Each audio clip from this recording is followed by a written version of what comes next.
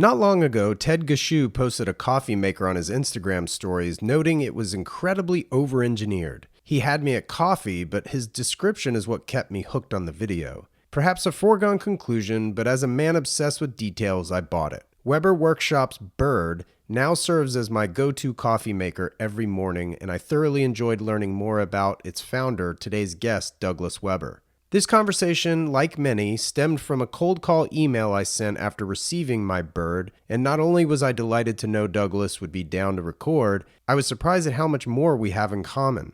We're effectively the same exact age, he's an IWC guy, and drives an older Porsche.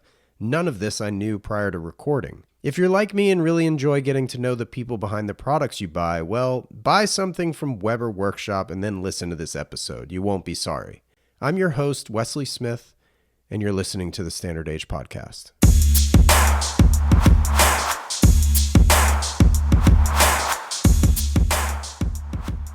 Hello.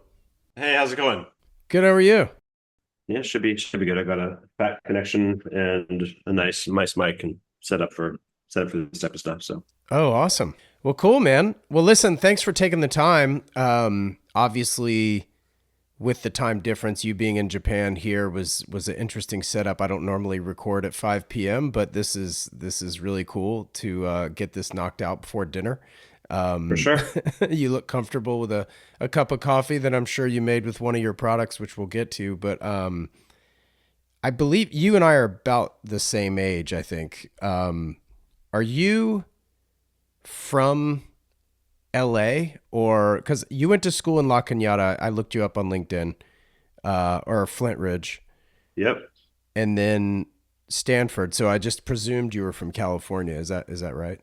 Born and raised in LA, and then up in Bay Area for beginning of professional life, and then moved to Yeah. Japan about 20 years ago. Oh, wow. Yeah, so I'm all California and Japan.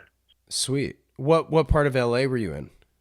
I grew up in Southern Arcadia. You know where that is? Yeah, I lived in Eagle Rock for 5 years and then Right on. would, seek out food and such. So yeah, I know where Arcadia Yeah, is as well. yeah. I grew up there like back in the day. I don't know. Are we the same age? I always feel like I'm like the old guy in the room now when I have these conversations. Yeah, I mean I was born in 79. So yeah, I'm Oh, same as 45. me. Yeah. Same as me. Yeah. Right on. Yep. Yeah. So back when we were in elementary school was when there was a lot of uh like Japanese families that had gone to live and work in LA Uh-huh. before like the economy bubble crashed in, I believe it was 91. Right. Growing up, I had like all of my good friends and all the people around me in school were basically Taiwanese or Japanese. Wow. And the Japanese friends were the ones who were there. The Taiwanese were all, immigrants, so first generation, second generation kids, and a lot of, people that I grew up with. And the Japanese kids were there for their parents' work. And so a lot of them ended up going back after the bubble burst, and the companies brought them back to Japan. Which my best friend at the time was a Japanese kid named Daisuke. And so he went back like in the summer between sixth grade and seventh grade. And since I was at his house every day when we were growing up, he was like, why don't you come and spend the summer in Japan with us? And like when we moved back. And so I did. And that was Wow. like my first time going to Japan, and kind of paved the way for, doing other stuff in the future in Japan. Yeah. Yeah. That's amazing, man.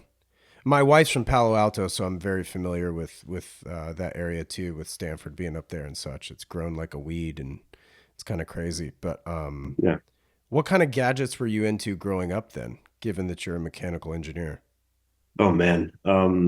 So given it was like me and like my Japanese friends, we were always playing like the Japanese version of Nintendo games. So we had like Nintendo that was like, video game stuff. And then we had these Tamiya cars that were like little cars you put on a racetrack. Okay. I think they got big in the US like many years later.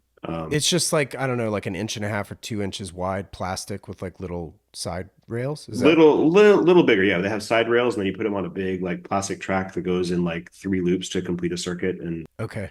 um, and you would mod them out. You'd like build these little kits, and like they had different motors and different like specs for motors and things, and they would have races like once a month at the big Japanese supermarket in downtown LA. Oh, wow. So we would go there and like, join these like, I don't know, like Saturday morning race things for these cars. It was like, I was the only blonde kid in a bunch of with a bunch of Japanese kids like Yeah. racing these things. And I got really into that like when we were little. That's cool. Yeah, the stuff like that. And basically anything. I mean, when I was young, I spent a lot of time, I think, um, kind of tinkering and free by myself after school. So I would just take apart stuff that my dad had stuffed away in the garage, old telephones and like he was a hoarder. So anything that was kind of mechanical and like looked like he wasn't going to use or was defunct, I saw as open game to start playing. So Was there ever an instance where he came home and said, "Oh my God"? I mean I think I cut my finger open once with a pocket knife when I was trying to like take something apart, but not he never got mad at anything that I had taken apart and Okay. destroyed. So your intuition was correct that it was probably defunct or at least out of use. But yeah, yeah. I did a great job covering my tracks to make sure he didn't Sure. find it out. Yeah. Well, that's cool. I feel like that's like kind of a common trait with mechanical engineers. They've always kind of tinkered and stuff, and like I there's just always something kind of whimsical or something that's kind of unique or random that mechanical engineers I feel like always work on at some point in their career and stuff.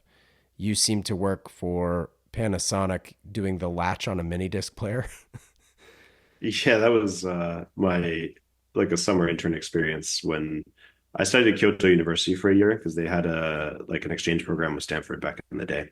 Oh, cool. And they put us into like internships in Japanese companies, and I got one that seemed pretty cool. I was actually super into like mini discs and like portable audio equipment back in the Yeah. day, Yeah. and yeah, so I got to go there and hang out with the OG like Japanese product designers who in Japan, it's a system where you kind of get more and more responsibilities with age, kind of like you're on a track, and it just kind of works that way. Whereas in the Sure. US, it's very much performance based and different. And I knew that, I'd already seen what the work culture was like in the States, but it was Hmm. cool to go there and see how it works here.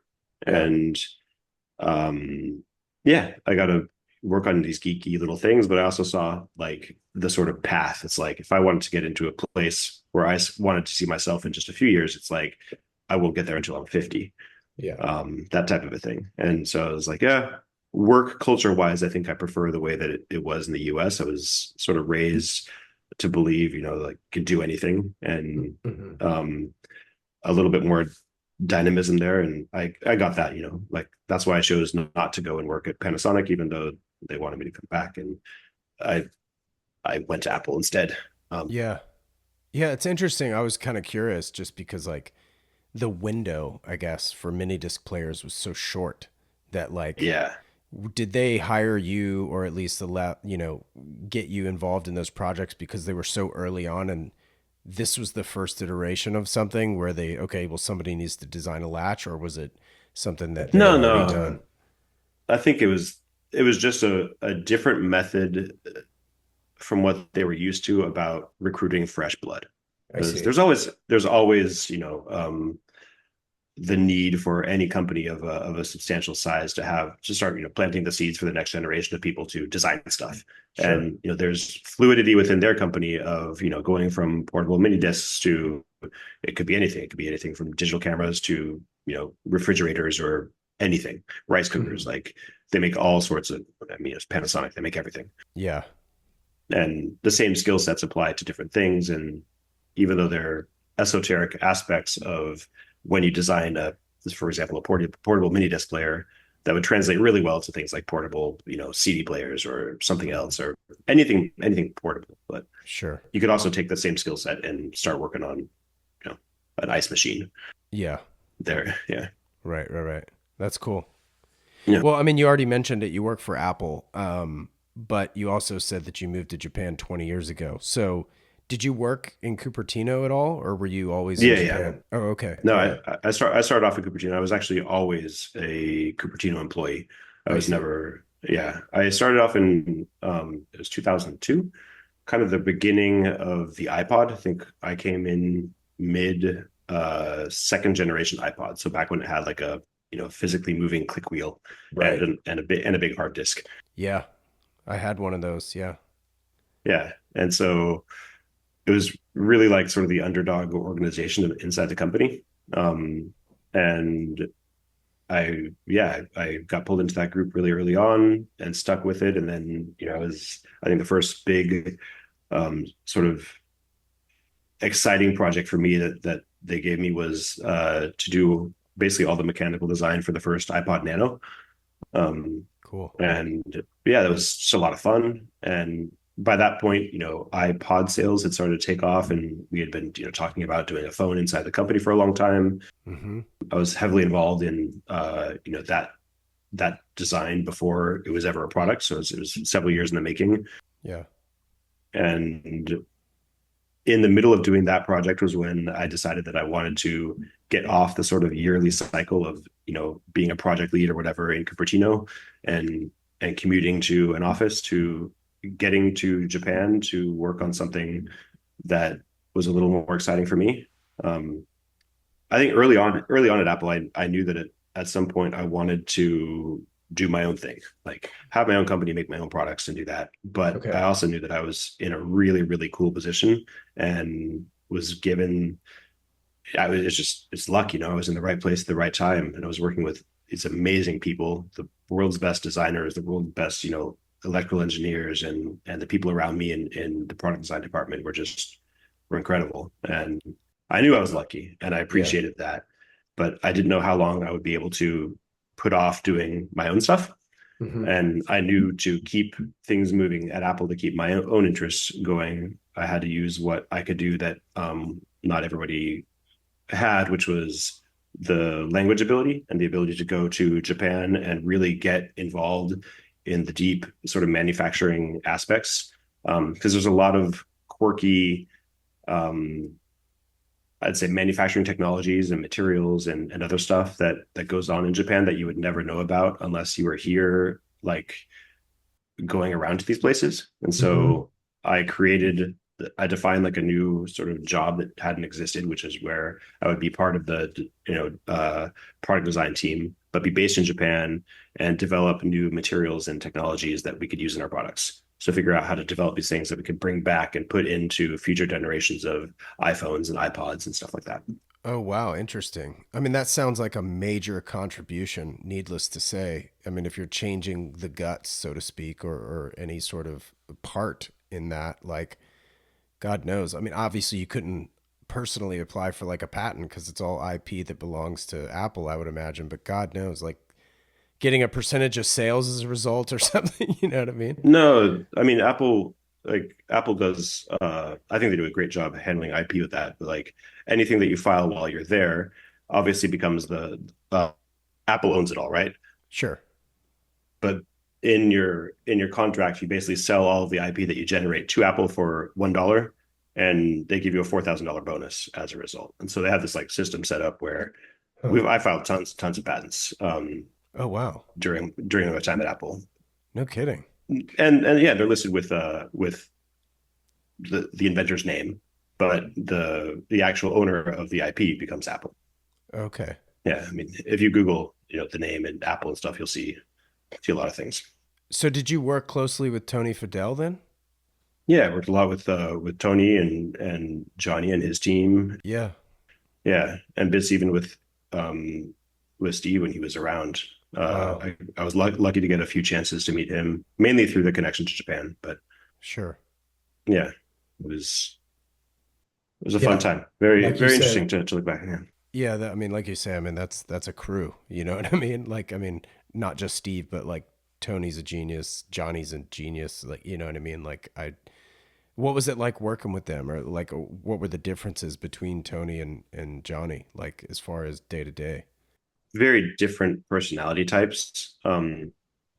Both great people I respect tremendously. I think he's great in his own way. I wouldn't say that he didn't have the same.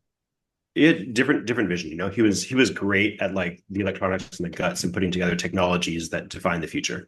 Where I would say Johnny is more of a product person and Yeah. someone who really understands, like the tactile, like the look and the feel. Obviously understands the technologies as well, but has a different connection to them. Hmm. Because of that, there can be differences in opinion. I think Steve was great when he was there at being the sort of overarching, like guiding light to everything Hmm.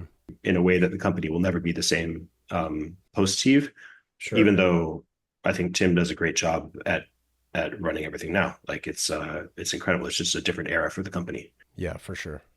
It's funny. I'd heard a murmur, I guess, not really a rumor, but like that people are starting to think about going back towards the iPod lifestyle of not carrying their phone around everywhere and using an iPod instead, which I find to be kind of fascinating. I like the idea. I think it's great. It's the Yeah. same reason that vinyl never dies. I mean, it's like Hmm. it's nice to have this physical thing. It's nice to sit down and listen to an album as opposed to an AI generated thing of like if you like this, you'll probably like this too, and like Totally. where you feel like everything is trying to sell something to a part of your brain that you don't have access to. Like Yeah. I think there's a lot of merit in the. It sounds weird to call it old tech, but things that are from half a generation before. Yeah, I mean, I'm a big fan of mechanical watches, and the watch scene. Well, Yep. Tony is too, Yep. incidentally. But it's one of those things where I've never owned an iWatch for that Yep. exact reason of like I want to know the time and that's it. I don't want Yep. notifications. I don't want to have to go down a deep dive of checking my text messages all of a sudden, and I just want to know the time. You know what I I mean? totally agree. And maybe that's being 45. I don't know. There's an aspect of it that's probably 45, but I think that it's I've seen people like 10 years younger than us that have that same itch and that Yeah. understand that. There's Hmm. something visceral about it that speaks to, I think, humans that are connected to the world. And I think that I don't know, like there are different ways that people are coming up to be, people who are raised with first it was like people like you and me, like we didn't have the internet through high school. And it Right. really came about once we started getting to college and you could like telegram and like send messages to other people. And I watching that stuff come about, but it wasn't part of our formative years versus people who like literally don't know life without Facebook or social media, and Hmm. they're adults now, Yeah. and there's a very different sort of connection to the world. Mhm. And I think the onus is on the parents and on society and raising these things to recognize what effects these are going to have on the kids and on the future generations. Because at the end of the day, we are still the same DNA as we were 10,000 years ago. We still have this inherent connection to what we eat, how food comes to be, how we interact with physical objects, and stuff that you can't really replace because it's built into being, you know, a human primate. And there's there's something about that I think will always be more approachable or like inherently accessible in something like a mechanical watch versus something that relies on being connected to something you can't see. Sure. Yeah, and that's why I think that they will always have their place. Yeah. Are you into watches?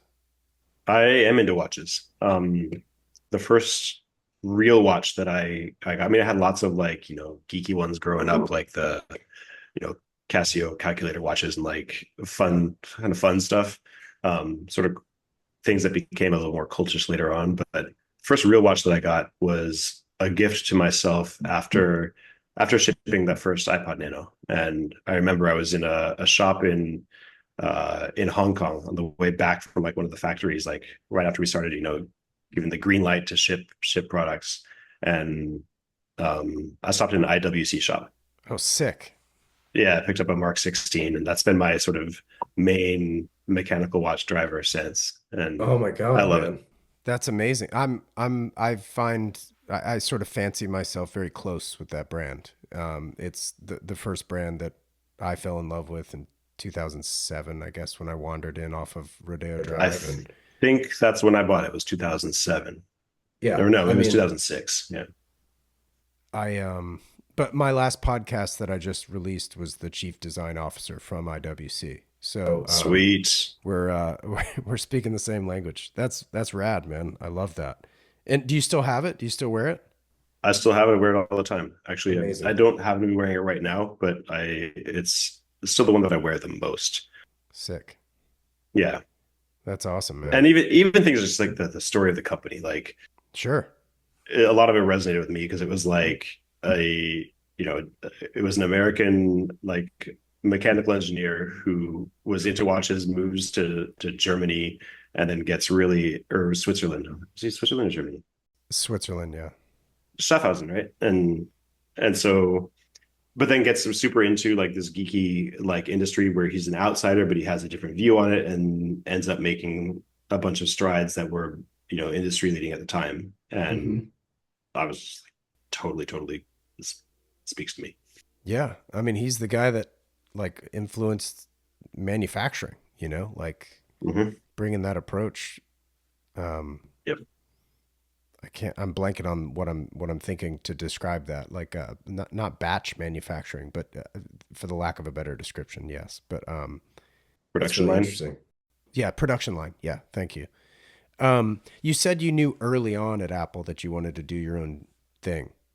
Was there something specific that provoked that, or was it just kind of like you didn't want to work for the man, or like what was it? It wasn't not wanting to work for the man. It was that I just really liked being able to like create something from a void and then bring that into fruition. Um, Hmm. I've talked about it in other places too, but at one point before I became an engineer, I was like really leaning towards becoming a ceramicist, like a potter. Oh, cool.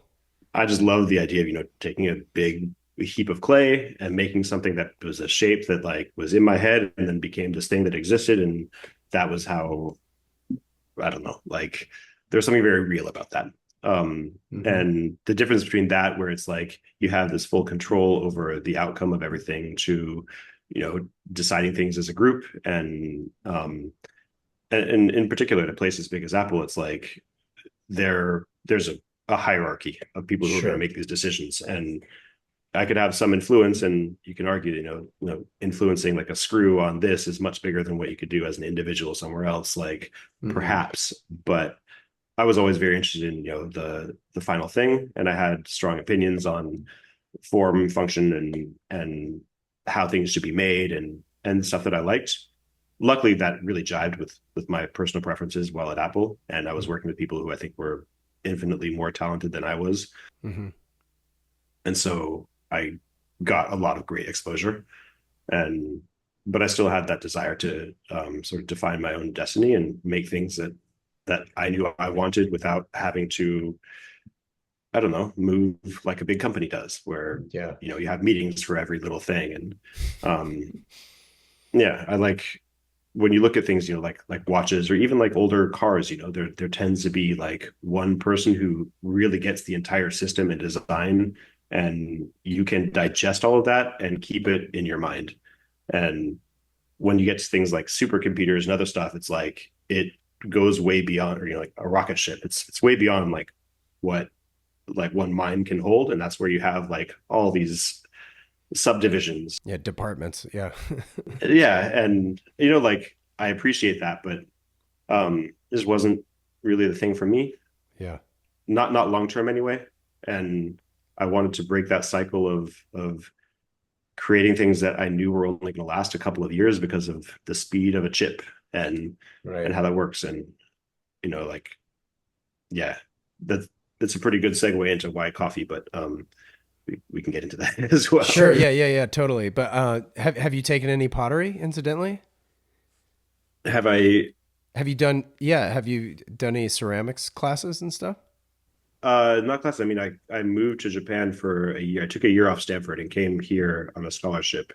I did pottery actually like all growing up. So Oh, from middle amazing. school through high school, I was just doing a ton of pottery in California. And then at Stanford, I put it on hold and started doing like engineering and learning how to weld and use a lathe and a mill and all that stuff instead. Oh, cool.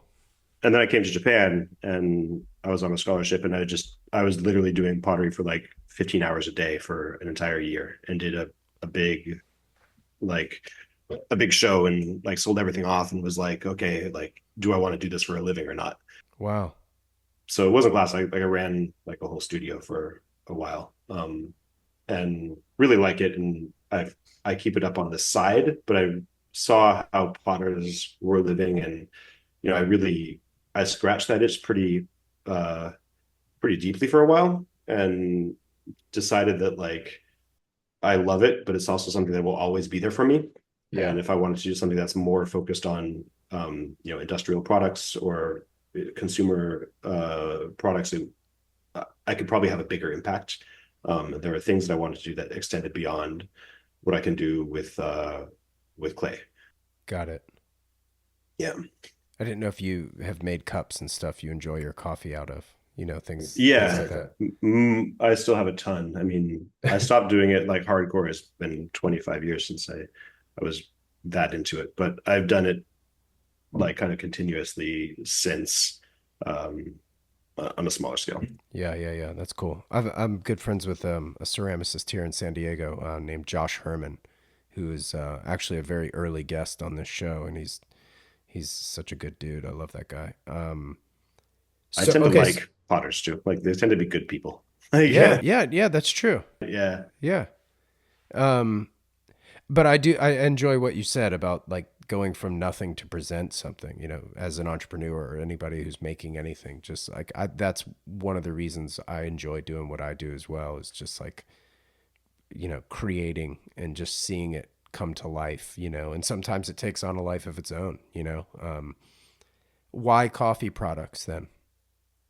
Um, good question. I guess timing wise too. You remember like when good coffee started coming to California, and particularly like the Bay Area was like right around the time that I was joining Apple was when third wave coffee kind of became or started to become a thing. Mm-hmm. Um, we were lucky that there was a bunch of people who really liked coffee in like the design studio at Apple. And, before going down to work in Cupertino, we would like grab a cup at like the local third wave roastery in the city, of which there were only like two at the time. Okay.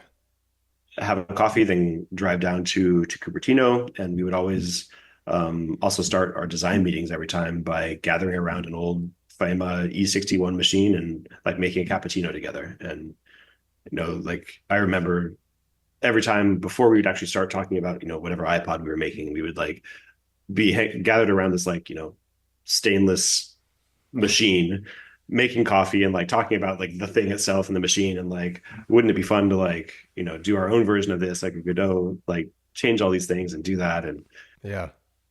that bug just sort of bit me pretty hard at that time. And so on the weekends I was buying old commercial machines and tinkering with them at home and taking them apart and like you know messing with things. And I knew pretty early on, it's like, wow, I want to do this, and this. These are things that I want to change on this. And um, but again, it was that problem where I had such a cool job that was so like demanding of me and my time that there's no time to do anything on the side when you're early 20s working at a company like that. Sure. But yeah, so I kind of staved it off as long as I could. And then by the time I was 13 years in at Apple, and I was there from the sort of rock bottom of the company like history to not the top, because it's probably arguably the top right now in terms of stock price, but certainly Sure. grew Yeah. like gangbusters during my time there, and was able to leave a footprint, have like people to take over the stuff when I left. And um yeah, I had enough stock to sort of start my own thing. Cool. And I was young enough that I still had the energy. And I was like, Yeah.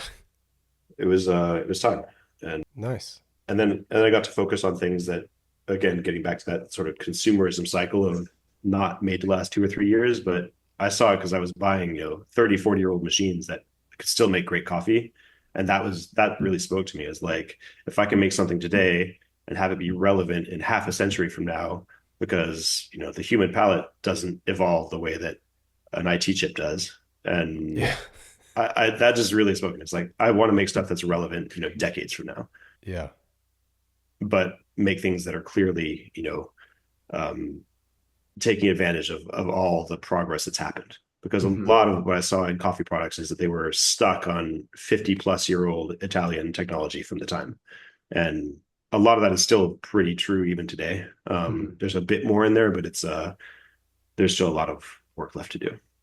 So, That's cool. Yeah. I mean, I've been a long time Bialetti guy every morning, and then that the Bodum French press, if not Bialetti, and then well, we'll get to the bird because now I'm a bird guy through and through. Uh, awesome. um, but yeah, so how many products do you make now? Oh, geez. Um, I'd have to like go on the website and look it up. Yeah, Like that's fine. it's Yeah, I didn't do it either. It just occurred to me to ask. Yeah, no worries. it depends on how deep you go into the accessories and stuff. I mean, Yeah, got it. Yeah, sort of flagship level stuff. There's like probably 10ish. We've got the EG1 grinder is kind of like our flagship coffee grinder, but the key is also like a really really big contributor because it's so much more friendly for the people living in apartments or people with that don't want an F1 car sitting on their countertop, which I totally understand. And like sometimes there's a place for both too, depending on where in your life those things sit. sure. Um, So did you start with grinders then? What came first? Started with grinders, yeah. Started with Oh, actually okay. like a hand grinder. It was the HG1 at the time. Just a simple hand grinder, mainly because we wanted to have stuff that was quick to market, and it's much quicker to market when you don't have electronics in there Okay, sure. to kind of get things moving. And that was it was big at the time, but as is often the case, I mean, as you know, if you ever like ground your coffee by hand, it's Yeah. great. It's a fun experience, but it can get old when you're doing it like all the time. Yeah. Electrons are our friends at times, and especially for simple things and using yeah yeah. I still love the hand grinder, and I think there's a good place for it, and we've taken it as far as I think it can go. But I believe that a lot of the excitement comes into because you can ironically you make things even more compact when you start to use motors and other stuff. So you're reducing the footprint. You're really like keeping it almost more quiet. You're more consistent with the way that you can grind if you do it right. So that's why like the shift has been more towards obviously electric coffee grinders. Sure. I was going to ask, like, what was the brief, so to speak? Like, when you set out to do your grinder, like, what were you trying to solve, or like, what made it different? The biggest thing that The electronic ones, I guess, not the hand grinder necessarily, but you could that included. for both of them, the biggest thing that we've always been proponents of is single dosing, and it's something that didn't exist when I started this company. Is the concept of pre-weighing your beans, dumping them into the coffee grinder, and having what you weighed actually come out was a concept that didn't exist. And Hmm. so I myself included were buying older sort of commercial machines, modding them to be single dosing grinders, and Hmm. then you dump in 20 grams, but you only get like 18.5 out or something, and it's like you're whacking the thing, hitting it with hammers, sticking a chopstick Brush. up in Yeah. up in the chute, trying to like milk it all out. But ultimately, what it came down to is stuff gets stuck on the inside, and if you ever tried to clean them or take them apart, which is a whole task, you get out your a couple of screwdrivers and a wrench, you take the thing apart, and you've got old coffee stuck on the inside for God knows how long, and that stuff goes rancid and it's terrible and smells bad and ultimately really negatively affects the quality of the coffee that you drink. Hmm. And so from the very beginning, it was like two things that I knew every product that we made had to have was you get out what you put in and you have to be able to clean it really quickly without tools. Right. You don't have a whole bunch of stuff stuck on the inside to begin with, but even like the small powders or oils or whatever, like you can quickly get to them and wipe it clean without it being an ordeal. And Yeah. that concept didn't exist at the time. So single dosing coffee, we were really the first manufacturer to make products designed for that workflow. Interesting. Yeah. Yeah. I mean, I'll be honest. Like the bird is like the fact that you can clean it without tools, and it's very quick to clean. And I love that about it. And Yeah. I didn't realize part of the ethos was single dose because like it is the perfect size cup of coffee. Like it's not too little, not too much, and you know, yada yada yada. I'm not here just to blow smoke and kiss ass, but like on the same note, job well done. You know, so Thanks. Thanks. it is called the The Bird. bird. I I love love the the process process of of naming naming products. products. Yeah. How did you why bird? Well, it wasn't the bird until quite late in the game, and I spent a lot of time thinking about what to name products. Yeah. I I leave it very open inside the company. If anybody like comes up with a better name or anything, like I'm always all ears. I Mm-hmm. usually end up naming them probably because, I care the most, maybe, or I spend the most time thinking about it. Yeah. Fair. This one though was just like when we were looking at it, it was like a very, very defining aspect of it was the wing nut. And so you've got this thing, it's like there's no other term for that mechanically than a wing nut. And so you've got this thing that's like a wing, it's already got like kind of a theme going there with like flying or whatever. Mm-hmm. And then the and we knew that it was like the close contender was the French pull. Because it was like it's not a French press, it's a pull because you're going in the opposite direction and Right. you're creating a vacuum. So it's a vacuum brewer, right? Which is um, very unique for what it is. And it was just that it was like this thing with like wings and then going in the reverse direction. And then it was like, oh, brew in reverse direction. Bird just worked as an acronym like really, really well to help you remember like what it's doing. Oh, brew in reverse direction. Got it. Yeah. So that's why it is an acronym. Oh, wow. And that was sort of the whole thing. It's like, that was like the aha moment in the naming of that. And then everything, all the names, the wing nut, the claw, like all the stuff kind of became bird themed, like for naming parts, and Right. just had some fun with it. Oh, that's great. Yeah, it didn't even occur to me to think about it as an acronym. Yeah, that's awesome. Um, Yeah. well, you've seemingly only had two jobs, right? Like leading up to being an entrepreneur. So like how's the road been, would you say? Now that you're what, 10 years into this, 11 years? Yeah. It's a thing that I um obviously didn't know at the time, but is clear in hindsight is I'm glad we didn't try to grow too fast or too big. It's been slow organic growth, which I think was the way to go. A lot of peers and other people I knew at Apple left and had a big idea, and they gathered a lot of money to make it happen. Mm-hmm. Like they burned through a lot really fast, and then ultimately sort of fizzled out. Or they lost a lot of their control, and so it became like not their own thing anymore. Right. Whereas for this company, it was like I wasn't trying to be always trying to be sort of ambitious and do things that I think are unique and have a positive impact on it, but not getting so aggressive with growth or bottom line or anything. I wanted that stuff to happen just naturally and with time. And it's like a slow growth tree. It's like fast growth stuff is soft and burns really easily, but like the slow growth stuff is the stuff that sticks around and has like a nicer grain in the. Right, sure. Same thing with a company. It's like by not doing that, I've been able to maintain, like sort of control of everything, put together, really like curate a great team. So we're slow on hiring, but we hire and people stick. And Yeah. so the people that we hired, it just like it's a slowly increasing roster of great people that really help make everything happen. And Sure. that makes the sort of camaraderie inside the company great. And we've taken the time to get people who like, you're talking about like where your package is, but they're like, these are professional baristas who will also like guide you through even other professionals on how to like use products and, navigate what can be pretty difficult because coffee is pretty complex. Like, the more you peel back, the more fun things you reveal. And our employees understand stuff both at the mechanical level as well as their day-to-day jobs, but also at the deep coffee level. So it's yeah, we're just really lucky, and I think that by going slow and steady has been the way to do that. How many employees do you have now?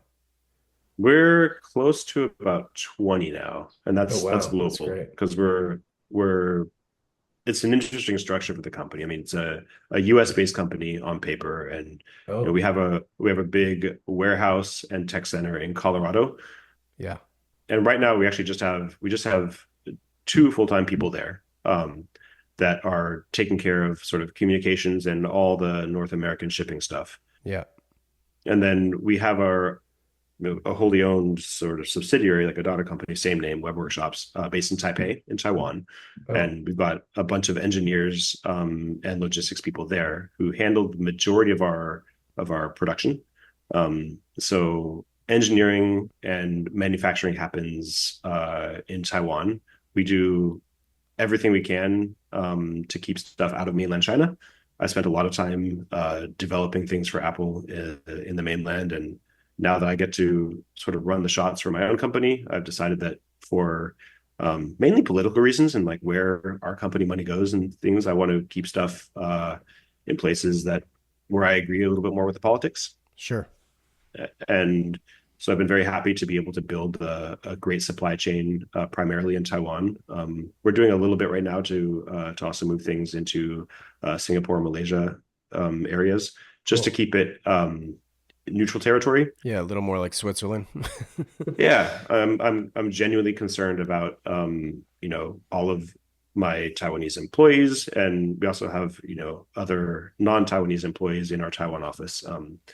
And then we have another warehouse and base in Hamburg, Germany. Oh, cool. And so all of our stuff for the EU goes through there. And hired a really good guy from the coffee industry who actually used to be in the R&D department for Malkonig, back during the day when they developed a pretty popular coffee grinder. So he's been great because he has a lot of industry connections and insights, and he's also a Q grader and understands things really well. Christian has been a great asset. Um, and then we've got a couple. Obviously, we have the place in Japan where it's me and our videographer. So we're the only two people physically in Japan, Oh, wow. and I it's good because being in Japan, and people sometimes think that I might be in Tokyo, but I'm not. I'm on the other side of the country, actually physically close to Taiwan. So I can get to Taiwan as easily as I can to Tokyo. Oh, wow. Yeah. And that gives me just the right amount of breathing room where I'm on the same time zone. And like we're talking now, I talk to my team in Taiwan all the time, about all of our project issues. And I get to sort of think and ideate and dream, but then also put it into motion really quick, because we're yeah in the same zone. And I get over there all the time too because we've got a big office warehouse in Taipei, and um, yeah, so I'm also there every time I need to be, which is usually once a month or so. Wow. God, that sounds like, I mean, I'm a one man band behind Standard H and everything's run out of my house. So I can't imagine having like distribution in Hamburg and distribution out of Denver, and which I was going to get to actually. Yeah, But so is that easier or harder to manage?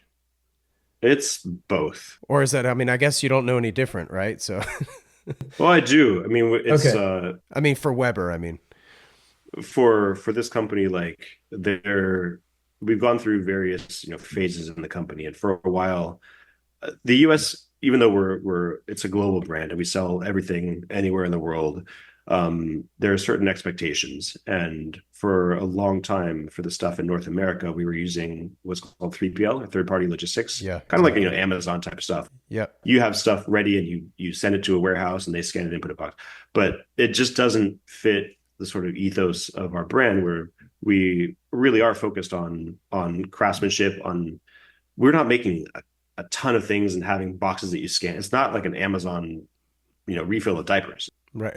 You're ordering something that was like crafted and made, and like it just doesn't fit that style of like scanning some widget that just goes mindlessly to a thing. You get customers who want to pair things or buy things and or have something done to it, and they deserve, and it really warrants a bit more white glove treatment than just scanning a barcode. Hmm. So we really needed to, and put a lot of focus and effort into getting the right people who knew how to do that, like understand the products that they're selling and not just be somebody slapping a label on a box, because they care and they can also interface with the customer and be like, oh, you bought this thing and this thing together, but wait, you're using this machine, right? Don't you want this one instead? And like Hmm. kind of have that sort of insight into how the customers are going to use the products and really make that experience better. And to do that, you got to do it in house. You have to own it yourself. Sure. And yes, it means that it might add a day to fulfillment time or something, but it's we're it goes back to the slow game, like we're making these things that we want people to use for decades. Like Yeah. it takes one extra day to get there and it's not Amazon arrive by 5 p.m., whatever. Like it's okay. Like you're taking part of a special process. And I think it deserves a little bit more care and time. Sure. How did you decide on Denver then? Because I do remember like receiving my package and it came from Denver, and I had no idea where this thing was going to be shipped from. So I was like intrigued by that. Yeah. It's, the company itself is based in paper or on paper in Nevada, um, mainly because it's a good place to have. It's like a Delaware like state. Great to have a business there Yeah, taxes. for tax reasons. Yeah. Also, prevents a lot of depending on what state it is, can prevent cross or sales tax in different states, and trying to make things as easy as we can for the consumer because, to be fair, our stuff can be pretty pricey. And that was fine. And we looked at, places around, Reno and Las Vegas or whatever, but like we didn't find the right people there. It really comes down to people. Like there Sure. was a particular guy named Andrew that I had decided I want to get involved in our company and help us do the right thing for America, being our biggest sort of market. And he was one of those guys who was very independent, was very set up, his own lifestyle and everything in the Denver area, outside, actually closer to Golden, which is where our place is. Sure. And even before I brought him on, I went to look at like maybe getting a warehouse in Texas. In my mind, I was like, oh, Texas is business friendly and maybe like we'll get people. But I went, took a look in Austin, didn't feel it, didn't feel like the right thing. I didn't know like who I was going to get. And ultimately, like I had to have somebody there to be able to run the day to day and do that. And so when I found Andrew, it was like, great, he's there. He's on board and very much speaks the language of what we're doing. And he helps find other people sort of within the the coffee industry, but who can do these, other jobs for the company. And it turned out to be a great coffee scene. It turned out to be a place where like when I visited it, I was like, it feels right. Yeah. Beautiful scenery. Like it's a outdoor sports mecca. Like I want to go there. Yeah. Totally. Nice. And Yeah. I didn't feel that, in other places. And when you're going to have, when you're going to commit to having a place and storing a bunch of inventory and ultimately hiring more people to come and work there and convene, you want a place that feels comfortable and right. And Golden was that place. Sure. Yeah. So I actually grew up in North Carolina. And I debated between Denver and LA for a number Yeah, of years before finally deciding that surfing and playing golf year round as opposed to seasonally it doesn't suck. made that decision for me. And plus, it was like New York or LA to work in apparel, so it's just like, yeah, Yeah, LA makes more sense. As much as I love to snowboard, but yeah, so if I'm picking up what you put down, it sounded like you were self funded out of the gate. yeah. Um, have you sought out investment ever, or No, no? Okay, so it's all just been investment back into the it's company. been everything back into the company and yeah, slow growth. Sweet. When do you decide to hire someone new? What are the markers? Honestly, I'm always looking for people. It's like I still want more engineers and I want there are various roles that like I'm just waiting to find the right person for it, as Mhm. opposed to I find that when you actively seek something, there are times when you just need to fill a position. Luckily, all that the core stuff like we're pretty filled on right now, And Mhm. so everything out is just like a great to have. And if we find the right person, then we're happy to bring them on board. And they can be remote. They can be. It depends on the role. Like stuff that's remote friendly, I'm fine with that. I mean, I basically run the company remote, but I'm very very hands on and aware of all the goings on. So, Sure. but there are certain things like, for example, if you're involved in the engineering and the design stuff, like I got to be able to talk to you. The other engineers have to be able to talk to you like on the correct time zones. You got to be able to like interface with the manufacturers, and a lot of that requires being at a factory and like seeing how things are going, seeing the tools that are making these things, and debugging it there. And that's why that's stuff you can't really phone in. That's why Yeah. you get when we were engineers at Apple doing stuff, it's like we spent half of our lives overseas in factories in China Yeah. getting this stuff done. And that's why for those roles, I want them to be closer to where the action is. Um, it's just we need that to keep quality at the levels that we demand. Yeah. That makes total sense. It's funny when I opened my bird, it was I found it to be like the brown version of opening up an Apple product. So it's like so it's kind of funny now that we know that you worked at Apple. Like it's it all makes sense and lines up very well. Everything's in its place. It's perfectly wrapped, et cetera, et cetera. How many iterations did it take to get stuff like that right? Or do you just send them a bird and say, like, who do you design all your packages or packaging? We do all the packaging design in house. Yeah. Basically, whoever is in charge of that particular product is the one who also gets to design the packaging for it. And Cool. we have a couple like internal rules. Like I'm not into super frivolous packaging. That's why one of my rules for our packaging is, I try to like not use any plastics. One of my general goals is like you have to be able to light your barbecue with our packaging. Like I want it to be that sort of clean in a way. That's cool. And so we use a lot of unbleached cardboard and paper to try to put everything together. And that's something that's I think different from a lot of other places because our stuff isn't on shelves at Target or somewhere. It's like it doesn't need to like sell itself on a shelf somewhere. Right, right. But I do want the experience to be nice because it's part of the experience of a product. So it has to protect it really well, and there has to be some joy in getting it and opening it. Totally.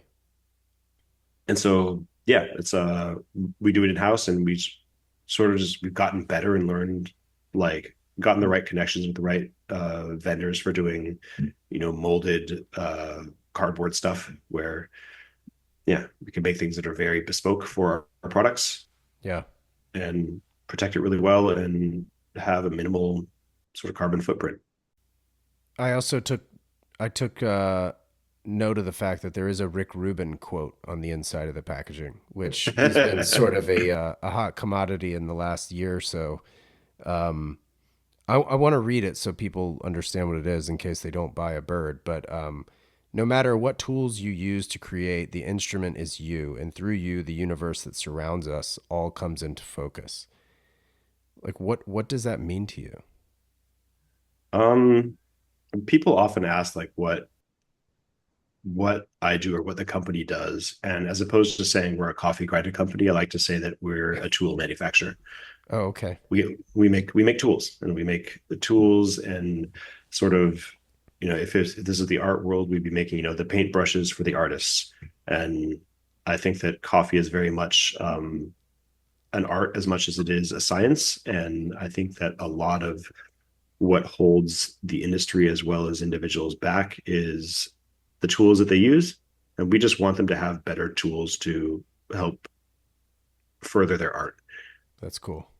to extend that analogy out a bit. And that's pretty much why, like I had been reading that book by Rick Rubin at the time, and it was just like, yep, this fits really well. I like it. Those whenever you read something like that and those words sort of resonate, Yeah.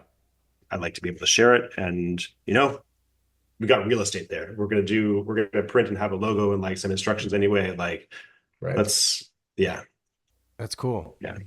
I mean, you obviously work on finely tuned products. One could argue only come to life through engineering. Um, where do you see the art in engineering beginning, and where sort of does that art end, or does it? I I believe that the best products are when there's a very blurred line, if or rather no line at all between the sort of designer artist and the engineer. So I try to myself become an engineer who's very adept at design, and on the other side be, a designer who's very adept at engineering. Sure. Traditionally they're put into separate roles, but what I learned at Apple was that there's a lot of the designers are very capable engineers as well. They've seen and understand, and that's what makes them good at their job. um Ultimately though, like the best way to even level that up is to be have those two people as one, because then there is no back and forth. It's not a meeting between this and that. It's inherently understanding the subtleties of both fields and Mm-hmm. being able to fuse them together in a product where you're not fighting between two groups or making concessions. They Mm-hmm. they coexist in a greater harmony, and I think that's where really great products come from and a really great product experience. Yeah. No, well said. Was there anything that isn't necessarily obvious that played a role in inspiring some of the things that you design? Like, I mean, this thing's called Bird, right? The thing that I have, which is, brewed in reverse direction now that I know. Uh, but it's funny because, like, now that I've used your product, it's almost like, how could this have been designed any other way? But I mean, obviously, almost not a reverse syringe, but like it could have been like a plunger of sorts where you're pulling it, but you Yeah. used a wing nut to have it be pulled by. Um, yeah, this is the downside of an audio only format is that nobody knows what I'm talking about. But go to the website please and look at the bird and you'll understand. But outside of that, is there anything that isn't necessarily obvious that contributed to the design? I think that everything looks kind of obvious again in hindsight, but Sure. while designing, we spent like a solid year just iterating, and every little mechanism, every little spot on it, has gone through 10 or more iterations to get right. Wow. You talk about, the wing nut, and it's like when we made that wing nut, we don't buy that center shaft. It's not like an off-the-shelf part. We had to Yeah. like figure out what's the exact sort of mechanical advantage you want when you spin it. One rotation should be how many millimeters in vertical travel to Oh, get that to wow. feel just right. Mm. And how do you even like make that part so that it's not cut? Because when you have like a screw or something, and you cut the surfaces, you end up with burrs, and it can be like a little bit gritty. Hmm. To get one of those, they're called like quick threads, or there are other words for it, to have the pitch of that just right. But you also have to make tools where you're essentially forging them as opposed to cutting them. And so the tools to make that are like really just like squishing the metal into like a thread pattern so that it's smooth and hard, and ultimately really a silky feel against the nut part of it. Hmm. um so getting those details just right took a lot of iteration and trial and error. And one that comes to mind also is, when you're spinning it up or winding it up, the vacuum that you create underneath wants to suck the thing back down, right? So the wing nut wants to spin in reverse, but there's a little cam mechanism that sort of locks it so it can't spin backwards. So you can, like, as you're twisting it up, you can let go of your hand, and Yeah, it it and holds itself. Yeah. it holds itself. There's two little ball bearings in there that sort of activate that cam mechanism. And when we were doing those, we looked at everything from the angle of those ball bearings, like in order to fall back down into place or to like come out of place. And then they look like they would be stainless, but we found that having sounds weird, a tungsten carbide bearing there was better, Okay. because the density of the tungsten carbide allowed it to fall into place much more repeatably and accurately. Because it was the weight of itself doing that because of gravity.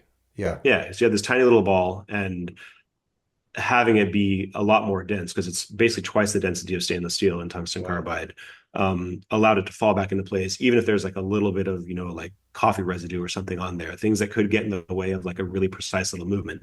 And it also, because of that density, gives it like a little bit of like a nice clicking sound when you're running it dry. Like these little like tactile things that were like, yeah, tungsten carbide bearing is not standard. Wouldn't even normally think about that, but like when we got into, revision 13 of this little cam mechanism to prevent, it's like we'll spare no expense because we want it to be just right. And How much is a tungsten carbide ball bearing compared to a stainless one? it's like 4 times the cost of one. I mean, it's not something that's going to break the bank or like or change. No, because it's so small, but it's, yeah. But if we were to look at this company like a big company and be like, oh my God, that's eating to our margins and it works fine with a stainless bearing anyway, like we're just going to use that, like then I wouldn't be doing my job. Right. I experience to be as elevated as possible, and you have to do these kind of little crazy things here and there to make that happen.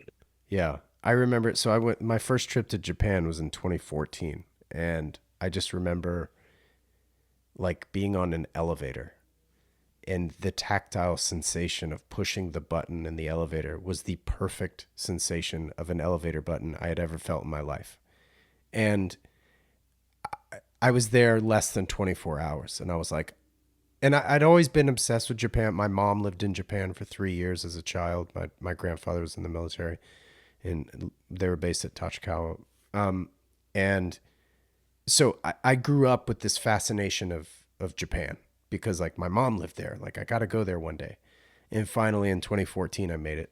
And yeah, it was less than 24 hours. I was like, I'm obsessed with this place. Like they just get it. They just, everything's perfect. There's a I bit mean, there's a bit more care. Yeah. yeah, I mean, yeah. And I mean, I don't know. I mean, everywhere has its good things and bad things about living wherever you are, right? Of course, when you're on vacation, you very rarely see the negatives, right? You're not really looking for them either, but that's really interesting. The other thing about the wing nut, going back to design, is that it's so like milled out, right? Like, Mhm. now, did you do that just to save weight, or does that help with rotation, or like, is there any sort of like, not centrifugal force, going on, but like, what was there any reason why it was milled in the way that it was milled, or is it just an aesthetic choice? It's a bit of both. I mean, it has to be just the right weight to because like when you're cleaning it off and you let it sit, the wing nut itself just with gravity alone will start to spin and the whole thing like kind of falls Sinks. down, right? Yeah, yeah. Yeah, it sinks and does that. And like if you make the part too light, then you don't actually get that centrifugal force to build up and do that. And there's a field like I mean the wing nut itself, I don't even know how many revisions of that we did, but like Right. small little things. I mean, when you look at it like from a profile perspective, you'll see that the angles line up. It's not like cut at 90 degrees. There's like a 5 degree like taper that matches like other places, and Yeah. um, balancing those things together with the weight and the heft and just the feeling right. Because so many products and so many things get it wrong when they look like they're going to be one thing and then you hold it and it just doesn't feel like you would expect it to, or things are just they don't have the right heft or the right center of gravity. And we, if anything feels like that, we'll be quick to notice and we'll be quick to make sure that it's reflected and improved in the design. Yeah. That's why that one just got to a place where it felt right from a design and a functional perspective. Sweet. Do you have any tips for using the bird that are maybe like personal choices that you do that aren't necessarily like, yes, it will operate as directed, but if you do this, this could. One thing I do that I haven't done as much recently because I've been using it a lot more at like trade shows and other places where you're a little bit more concerned about the brew time Okay. during development, and still now when I care is I do a much longer than normal steep time and a lower brew temperature. Hmm. I'll drop my brew water to like 85 degrees, which in coffee terms is really low. Um, and then keep the grind fairly fine, like sort of mocha pot level, and let it steep for 8 minutes. Oh, wow. Okay. So you can do that, like let it steep for 8 minutes, and then when you wind it up and you're done, you like because it was low temperature and long time, you're really not pulling out any of the less pleasurable notes from the coffee. And you just get like a really, really smooth, really rich, like nice cup that's actually closer to like a drinking temperature right when you finish. Because often brewed coffee as brewed is too hot, right? That's exactly one of my favorite things about using this thing now is that I can drink it sooner. Yeah. It's yeah, it's there's going to be like a little bit a lower initial temperature. Mm-hmm. Yeah. And because you're not letting the coffee like continue to touch like in a French press, right? You know, like if you let it sit there, you're gonna continually expose it to stuff that makes it go really bad. And the bird, when you brew it, you're done. And you're left with a nice glass vessel that holds your freshly brewed beverage. And so it's it just makes sense. Yeah. Yeah, totally. Yeah. Um, do you drive or Oh are you a yeah. public transportation guy? Okay, you're into cars? Yeah. Yeah. Oh, let's talk cars, man. What do you drive? What's the daily? The daily actually the one that I like take my kids back and forth to school in for the most part is a Suzuki Jimny. The sort of four-wheel drive like looks like a Jeep but smaller and kind Cool. of cool. Yeah. But the cars that I like to drive, I feel bad saying this. I drive an old Porsche 911. What year? I have two. I have a 69 911 T and then I have a an 89 930 Targa, Oh, sick. which is more the one that I drive and beat on. And that one was nice because I imported it from Las Vegas of all places. Oh, wow. Okay. But in the time that at the time it was much better to you got a lot more for your money buying in the States versus in Japan because there are a bunch in Japan, but you know it's a very humid climate, and so if they're not stored properly, you can have like rust and other issues. Like Yeah. California's always been a great place to search for cars because no salt, Right. things last a long time. So I brought one over from Las Vegas, and in the time that it took me to get it, which was like a year, the yen plummeted, and so I would have been able to get like a really like nice condition one locally, um, for without going through the fuss of shipping and importing and the equivalent of all the stuff you have to do to get it road legal here when it comes from overseas. Oh, that's amazing. So what are the specs? What color cars do you have? So the old 69 one right now is it's the Porsche red, but it was originally tangerine. Okay. That's the one that I have like kind of mothballed right now, and I want to do that as a project car for long term when I Nice. actually have time. And the 930 is sort of the gunmetal gray. They only did that one, I guess, that color scheme in the last year. So 89 was the last year they did the 930, right before they switched to the 964. Yeah. That one, I guess it was the Targa only came in that color that year. And so it's a nice, I don't know, little rarity, but it's still the original paint and it's all original. I guess they had redone the leather seats before, like a few years before I bought it. But it was a single owner before I got it, and the guy basically retired and was too old to drive it. Oh, wow. It was yeah. That's amazing, man. The funny thing about that one though was the owner was a guy who was like 7 feet 5 or something. And so he got the Targa because he had to take the top off to be able to fit in the car. And so Did he have to wear goggles? Like, was he looking out of I the roof? guess so. I mean, I never got to meet the guy because it ended up in a dealership in between. But Oh my God. that was the reason. So the seats go back super far, and yeah, and it was like basically like this, yeah, enormous guy from I think he was in Montana, and so he only rode it in the summers in Montana, so it didn't get any of the salt, and yeah, he just drove it for 30 years and took great care of it. Oh man, that's amazing. Yeah. I got a 997 C2S in November finally. And like Oh, it's a 2007 black over tan manual coupe, like everything I wanted. Like it's yeah. just so much fun. I sold Audis and Porsches back in North Carolina in 2004. So the O5s were starting to trickle in. And so the 997's always just been a very special car to me. I would love like an old 911T or something like that, like white over black or something like that. But, Oh yeah. I think that would just be beautiful. It's funny you mentioned the gunmetal because I think my buddy Michael in Maine, I think his 930 is a gunmetal because I'm pretty sure it's an 89 car as well.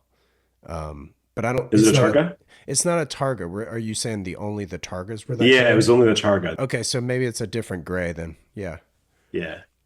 Oh, that's funny. I was gonna say it's one of the things like Porsche's done such a great job with their color specking where it's like even 30 years on, like the colors that they were choosing for these things, like they they don't age, they don't go out of style. Mm-mm. And obviously the same with the shape and the sort of over engineered aspect of all the things. And Yeah. it's just been one of those things that again, like those watches is kind of always spoken to me. Yeah. Yeah. Well, the whole reason I found out about you is because Ted Gashu put on his Instagram stories the bird, and like Oh, I was like, as a coffee guy that's always looking for fun ways to explore a cup of coffee, I was like, holy shit, I'm buying that thing like now.